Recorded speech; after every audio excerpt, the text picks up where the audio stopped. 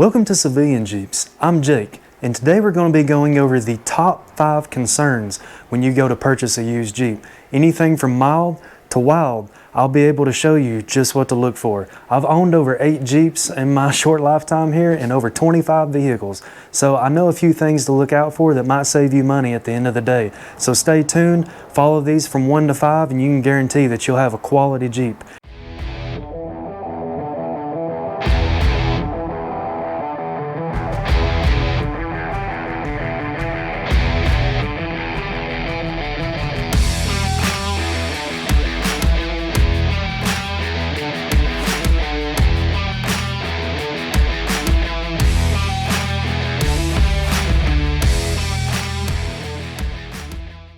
A few things you might want to take with you before you go. A pad to lay on. You might want to take a pad, maybe even a creeper if you have one, because you are going to want to get up under the Jeep and check around. A couple flashlights for those dark areas, maybe an OBD reader. I highly recommend this to check for the computer, even look at the gauges on here. If your Jeep that you're looking at has a computer, just because it says there's no check engine lights doesn't always mean that's true. A Borescope if you have one, or if you know of a friend with a Borescope, great for looking inside the frame, maybe even for going a little bit down the engine, transfer case, transmission, dependent upon how accessible that is to look at the fluids. Maybe something like this, the metal piece. This is the extension off a 3H drive. Could be a screwdriver, could be a hammer, just something to tap around on the metal on the frame to make sure that it's nice and crisp sounding and not rot. Now, one other thing would be a bottle jack. Make sure that you take a bottle jack with you to lift the tire off the ground, check your wheel bearings, ball joints, U-joints, that sort of thing. That's something that I recommend taking with you. And lastly, some type of rag, a clean rag to check the fluids and really just be able to wipe some stuff off. So make sure you have these things to take with you whenever you go to look at your Jeep.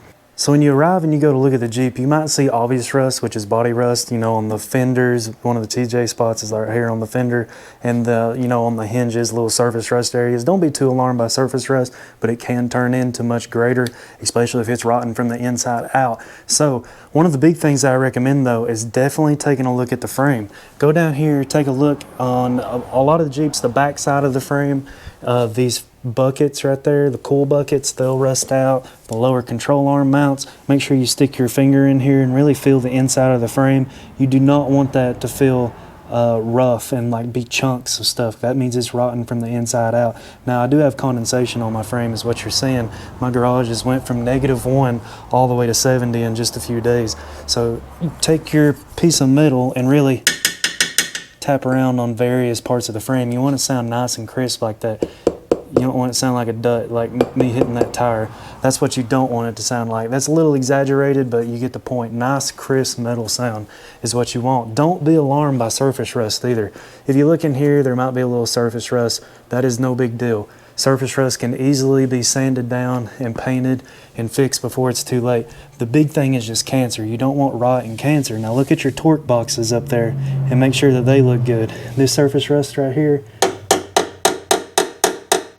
no problem. You can see a little bit of dirt falling out of there, no big deal at all. I spray this frame out with a sewer snake. I highly recommend doing that. After you purchase the Jeep, buy a sewer snake for your pressure washer and really clean it out, because that will save you a heartache in the long run and keep your Jeep from rusting. Now definitely take a look up under it, make sure everything still looks good. A little dirty, not bad though, but no rot, none whatsoever. So look for rot. Don't be too concerned about surface rust. That can be sanded over, but you do not want rot. If you're concerned and want to know more about what to look for, especially in these older TJs, I have another video of that on what to look for with rust in Jeeps, so be sure to check that out. But let's move on.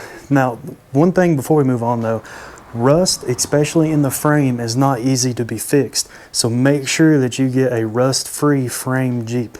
You're going to have a lot of cost in fixing a rusted frame Jeep, so make sure that it's rust free before you buy it. Let's go ahead and move on to the other, which would be number 2.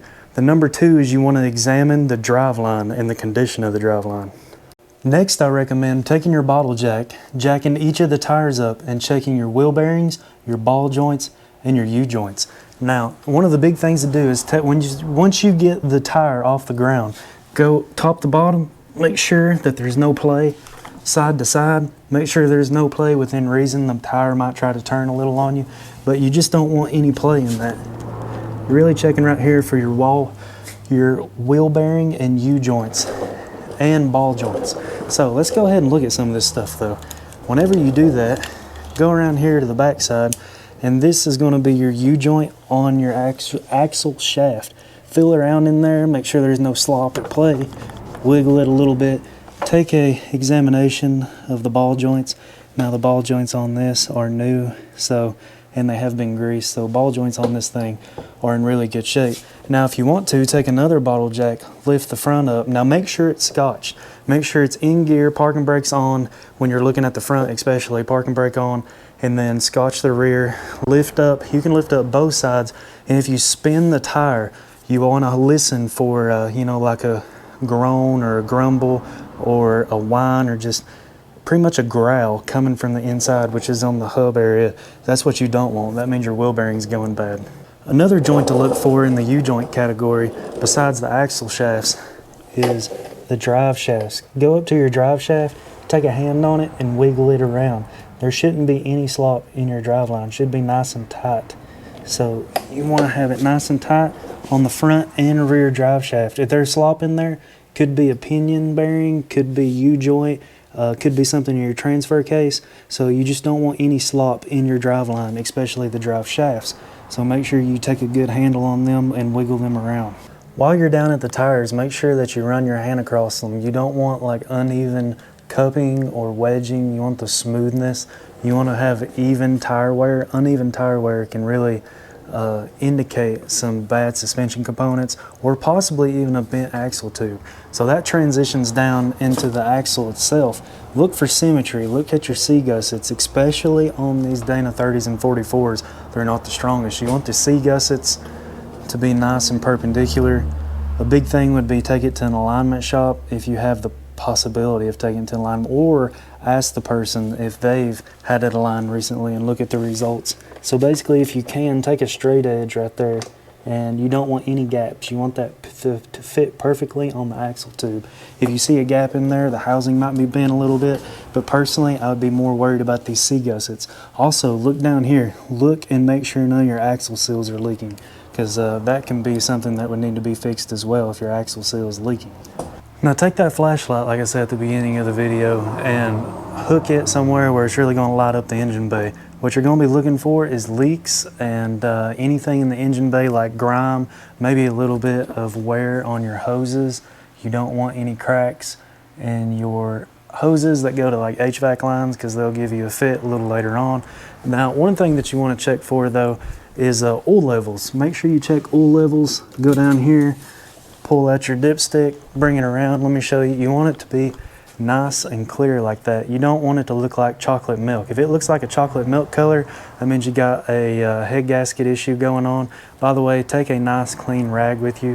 Whoever you're potentially purchasing this Jeep off of probably doesn't want you to use a nasty rag on their dipstick.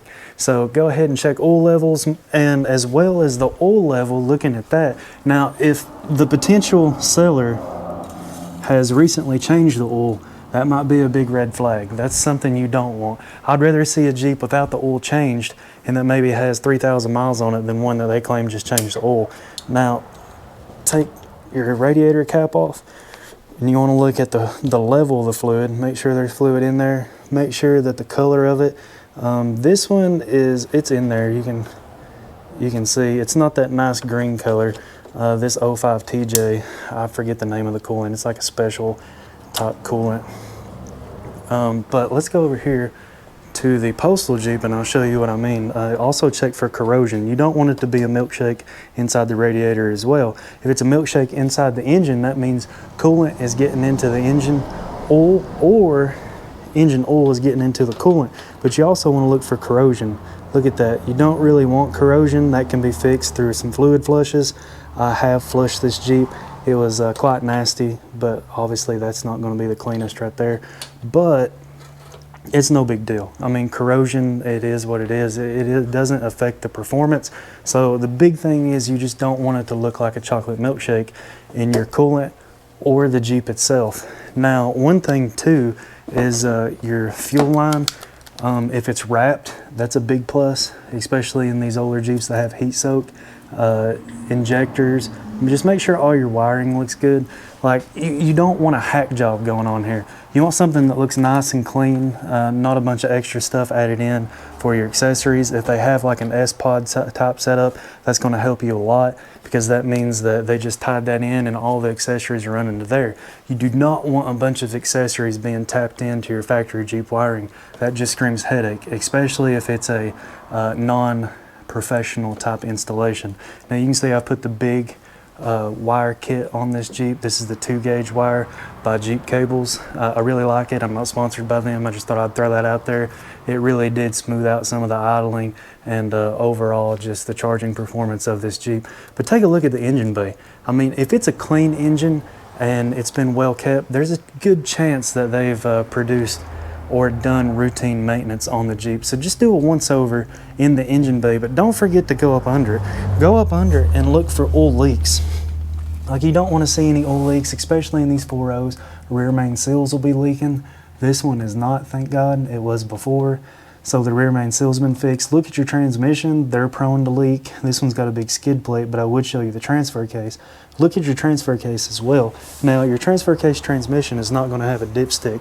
The easiest way to check those levels would be in the feel position. Just crack that knob, put your pinky in there and feel it, or take that Borescope that you use to look inside the frame and put it inside and just look at the actual color and if there's any contaminants inside the oil. Now, what I'm telling you is a little bit of extreme measures, and the people that are going to be selling this Jeep are probably going to think you're crazy, but trust me, you do not want to buy a subpar Jeep. So take your time examining it, and if they think you're nuts and don't want you examining it anymore, they're probably hiding something. So I would say run, and run as fast as you can. Now, it'd really help if you had somebody else that went with you. So whenever you start this Jeep up, have somebody back here by the exhaust. Now, my exhaust is dumped right at the transfer case, but normally your exhaust will be right here. And you want to watch and make sure that no smoke comes out of the exhaust. You don't want white smoke coming out, because that can indicate some of your rings or your valve seals are going bad. Now, whenever you go inside the Jeep, check your oil pressure. I know that there's a bunch of discussions on what good oil pressure is in these older Jeeps, but I consider it over 20 to 25, you're doing fine. Some people say 10 pounds per 1,000, but I just think that's kind of low. All the way up to about 50, cold it might be 60. You not want it pegged out at 80 on the high. Basically look at your temp gauge too. It should be a little below 210, and if your cooling system's in good shape, it will not go over 210 no matter what people tell you about the 4.0. Now, if it's just slightly over 210, you're probably running 220. The gauge is not very accurate in the slightest. But I will tell you, one of the major things that I did, and I absolutely love it, is this OBD reader. Now take this OBD reader and look for check engine codes. Just because the light isn't on doesn't mean it's not stored in the system. They could have cleared it. So this is an OBD Link MX. Use this thing, check for codes. It'll save you a lot of heartache if you find something. But also you can look at gauges on this thing. Like, I know exactly what my Jeep's running, and I don't have to rely on the Mopar gauges, because you know how Chrysler products are. You just aren't entirely sure. But if you're going to look at like a CJ or even this DJ, well, the DJ from factory, that's got an LS in it, so you can use this. But sometimes you can't use this. You just have to go by the mechanical gauges. But this will save you a lot of heartache. Another thing would be checking your actual air box. Check at the air filter. Make sure it's nice and clean. You don't want to buy a Jeep with a very dirty air filter, because if the person don't change their air filter, which that's one of the simplest things you can maintain, it really tells me a lot about the other maintenance that's been done to the Jeep. So definitely take a look at your air filter and make sure that it's not, for one, clogged up, and two, excessively dirty.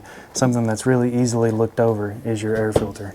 Another thing, check the battery, make sure there's no corrosion on the terminals. Check the date code on the battery. You know, if it's like 4 or 5 years old, there's a good chance you're about to buy a $200 battery, so you might be able to take that off the purchase price. But just make sure that the battery looks to be in good condition. That kind of goes along with the wiring. But this is an Optima red top, it's about a year old, great battery. So make sure you look at the battery as well. Now also take a look at the shocks. Make sure that they are in good working order. If you want to kind of push down on it, if you can, you might have to get on it and really push down, because you don't, if it's sagging, that's a good indication that the shock is blown, or if there's fluid that is leaking around the shock, that's another good indication that it's blown. These shocks are new, in great condition, so just make sure you look at the shock itself. Now's the time to actually get inside the Jeep and take it down the road. It is absolutely pouring outside right now, so I will not be driving this thing down the road, but you get the general idea.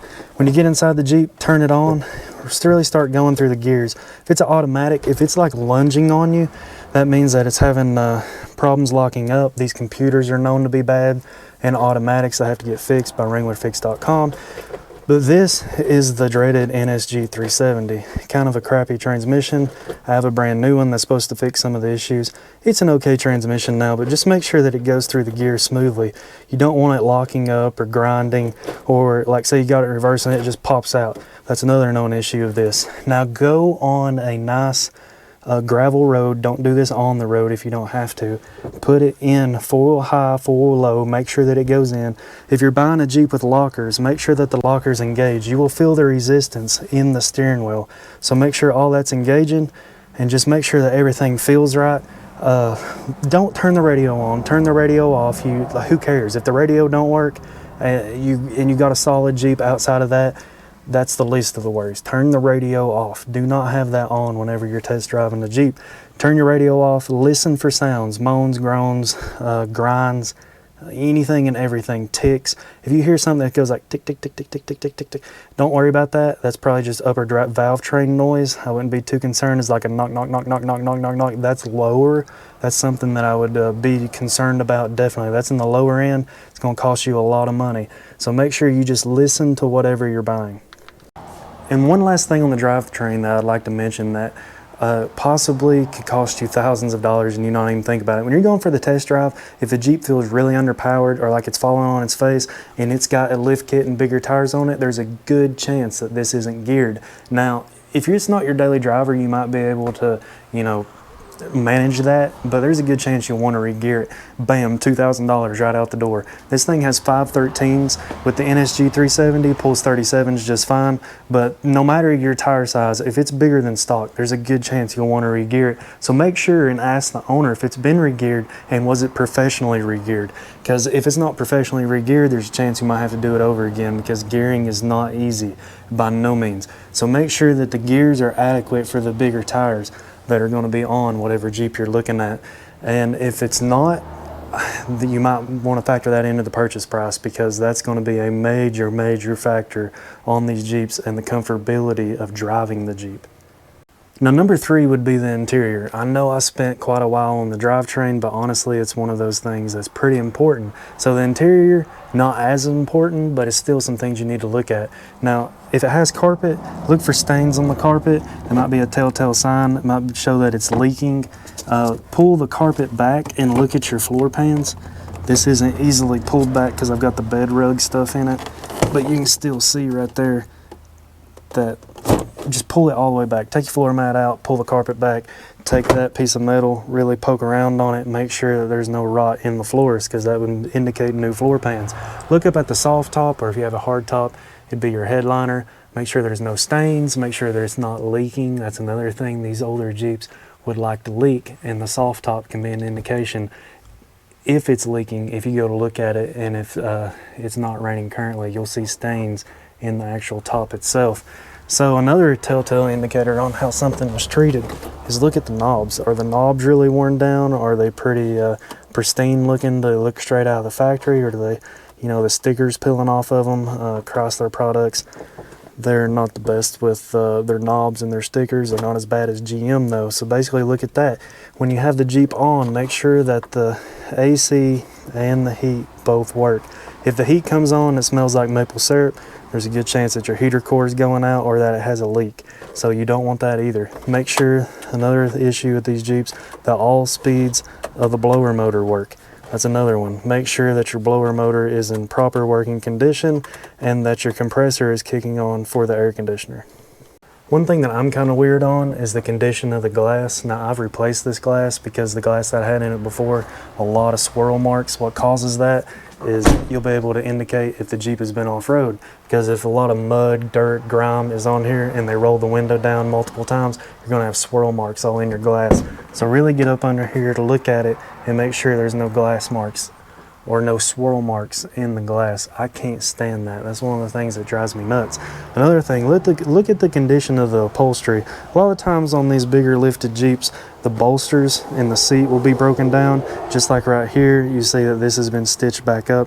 It's because this Jeep is so big, 8 inches on 37s, people just slide right out of here. So the bolstering in the seat has been broken down a little bit. Really can indicate the mileage that's on something. This Jeep only has like 73,000 miles on it, and the rest of the interior is really, really nice. But because this Jeep is so big and it's had a lift kit for a while, people just slide right out of the Jeep. One last thing I'd like to mention is just take an overall evaluation of the smells coming out of it. Is it a smoke and pet-free Jeep? A lot of times in a Jeep especially, you'll have pets. I don't really mind pets as long as you've cleaned up after them. There's not just hair everywhere. Take a look in the cracks and crevices and make sure it's not just packed full of dog hair. That's something that really just is hard for me to look over. I feel like you should, once every 6 months, really take a deep clean of your Jeep and clean that out. But smoke, I can't stand smoke, and it is very hard to get out of car interiors. You can balm them, but it's still a very hard thing to get out of a car interior. So just try to buy one that's smoke and pet free, honestly. Number 4 would be an exterior examination. I mean, just look at the body, the condition of it. Look for symmetry on the body. You want things to really line up, like the cracks at the fenders.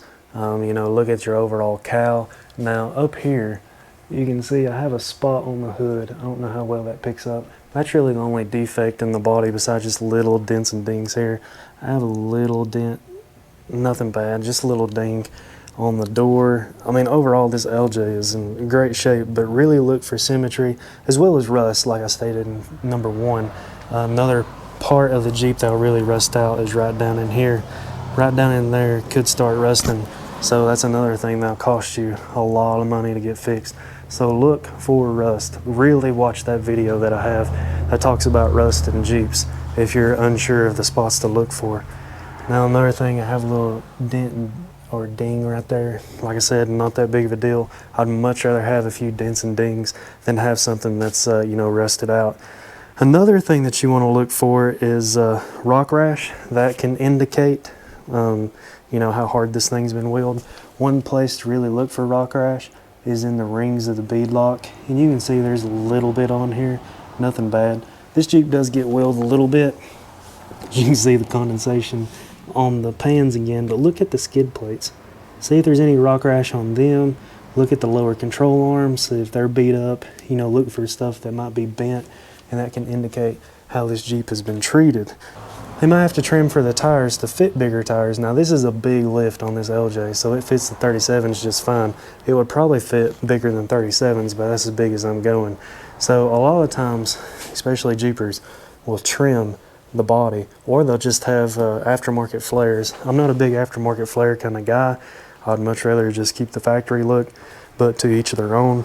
Another big thing to look for is look for original paint. If it's not original paint, ask the previous owner if they know why it had been painted. That's a telltale sign that it might have been in an accident. One of the easiest ways to look for original paint is pop the hood, see if there's like any overspray, or especially on door jambs, open your door jambs up and see if there's any overspray. And this Jeep has been painted, so you can see there's a little bit of overspray right there, which I'm gonna replace this seal. But this Jeep was painted. It sat outside before. So really look at your decals. If the decals look like they were just put on yesterday, there's a chance that they're not that old and they might have just been put on yesterday. So look for the paint. If there's a chance that the paint has been modified, really ask why it got painted. Or if there's sections of it that look more vibrant and brilliant than the others, there's a chance that that might have been in an accident. And lastly, on the exterior, just look at the lighting. Make sure there's no condensation behind the lights. because even if you got real expensive lights, if they're drowning in condensation, more than likely it's going to short it out. So make sure there's no condensation behind the actual light itself. You know, look at the lighting to make sure that it's the lighting that you like and want. I mean, it can be changed out, no problem, but just take a look overall at the accessories on this Jeep and the condition that they're in, and look how they were installed. You can tell a lot by the person with how they put on accessories. Did they cheap out, just throw it on as quick as they possibly could, just get the job done? Or did they take their time and actually look into things and really make sure that they do a quality job on whatever they're doing? Also, look for a hood louver. If it has a hood louver, which is vents, I mean, granted, that will help you out as far as heat in the engine, but it could give you problems with electrical and water setting on the engine, especially in older carbureted Jeeps. Which the DJ's not, but my CJ in the other garage is. You do not want a hood louver if your carburetor is going right on top of the engine.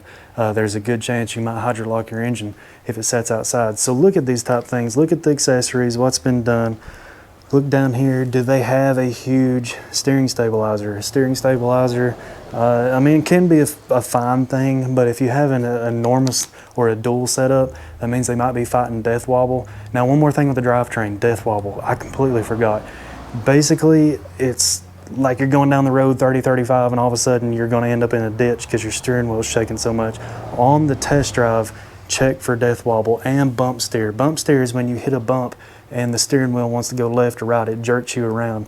This is not something you want. You want your drag link and your track bar to be in the same plane as each other. If they're not in the same plane, you're gonna have bump steer. So make sure you check for bump steer and death wobble whenever you go to purchase your Jeep.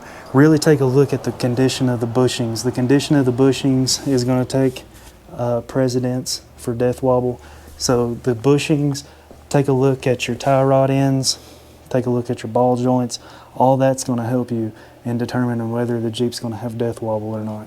So the fifth and final thing, and it's very important, is check your title. And I need you to check the title and what to look for in state by state to make sure, just because they say it's a clean title, it might not actually be clean. Look at the title, make sure it's not rebuilt, restored, salvaged, anything along those lines. The VIN that's on the title, make sure it matches the VIN that's on the Jeep. That seems like a no-brainer, but you know, it'd be surprising the amount of people that buy something and it don't even match. So make sure that the VIN matches the Jeep. Ask the owner the previous history. You know, why are you selling it? That's a big one. Why are you selling this Jeep? The previous history behind the Jeep is a big thing to look for. Two, if you can afford a Carfax, I mean, you're purchasing a multi-$1,000 Jeep, surely you can afford a $50 Carfax. That might be everything you need to know to walk away from it right there. How many miles have you owned this Jeep? That's a big one. One of the things is a lot of people, especially Facebook Marketplace people, they'll find something, they'll buy it, they'll flip it, and they honestly might not know that much about it. You want to buy something that somebody has owned for a while and has some maintenance records with it. Now, along with checking the title with the VIN, there's going to be multiple VIN spots on this Jeep. Make sure you check the body VIN, the tub VIN, which the body and tub, same thing. Body and tub VIN, the frame VIN. Make sure all the VINs match, otherwise you might be looking at a Jeep that's just been pieced together and you might have issues later on down the road. Now, I'm almost certain that I missed a few things. Oh, just off the top of my head, the SYE. Just check to see if it has a SYE, which is slip yoke eliminator. Especially in the older Jeeps, they have driveline issues with a double cardigan. You can feel the vibration in the driveline. Check for that while you're driving it down the road. Check to see if it pulls left or right. That could be a sign of maybe a stuck caliper, maybe even uneven tire wear. I mean, I can go on for hours, but I need to wrap this video up. So if you'd like to know any more, anything else to check for, leave me a comment down below. If you've enjoyed this, if this has helped you out, I'm going to step by step put everything to look for in the description below. So look down there, take a picture of it with your phone, take that with you, go through this step by step, watch this video a couple times, and I hope that I've helped you out. If I can help one person, then I've felt like I've justified this video. So at the end of the day, only you can prevent from buying a crappy Jeep. Don't let the excitement of getting a nice Jeep or think you're getting a nice Jeep really go to your head and you just plop down the cash and drive away. You do not want to buy a dud. So that's on you. Watch this video, make sure you're not buying a dud, and when it comes to Jeeps, keep it classic.